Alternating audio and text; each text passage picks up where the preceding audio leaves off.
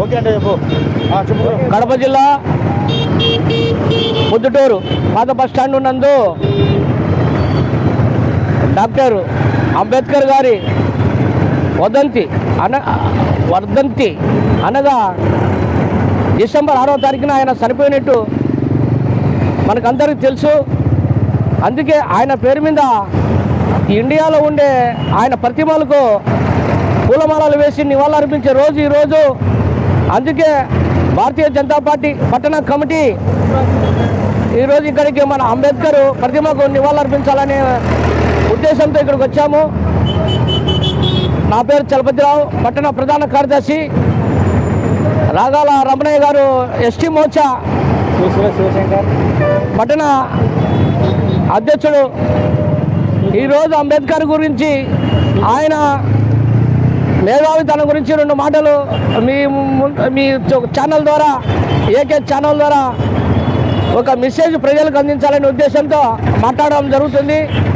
ఎందుకంటే బాబా సాహెబ్ అంబేద్కర్ గారు ఆయన ఒక ఆయన ఒక దేవదూతగా ఈ యొక్క ప్రపంచంలో గొప్ప మేధావి ఇండియాలో పుట్టడం గర్వకారణం.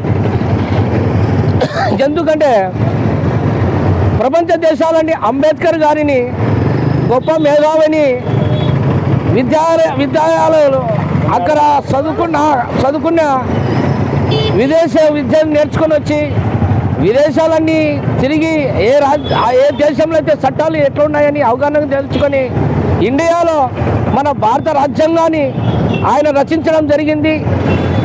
ఆయన రచించిన భారత రాజ్యాంగంలో అన్ని కులాల వారు, అన్ని మతాల వారు సమానంగా ఈ ఫలాలు అందుతున్నాయంటే ఆయన పుణ్యమే. ఎందుకంటే ఈ ప్రపంచంలో మేధావిగా అంబేద్కర్ గారిని అమెరికా, లండన్, రష్యా ఎన్నెన్నో దేశాలన్నీ పొగుడుతుంటే ఇండియాలో ఒక మూర్ఖుడు అంబేద్కర్ని తిడుతున్నాడు. నాయనా నీకు డ్రాప్ పడిపోతుంది తొందరలో, నువ్వు అంబేద్కర్ని తిడుతున్నావు, దయ ఉంచి ఆయన పాలాభిషేకం చేసి తప్పు ఒప్పుకోమని చెప్తున్నాము.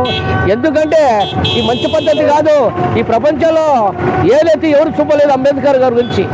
అటువంటి మహనీయునికి మన దేశంలో పుట్టడము మన దేశానికే గర్వకారణము.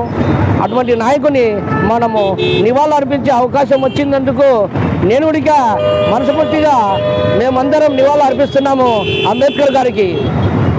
Doctor Ambedkar Amar high, doctor Ambedkar Amar high.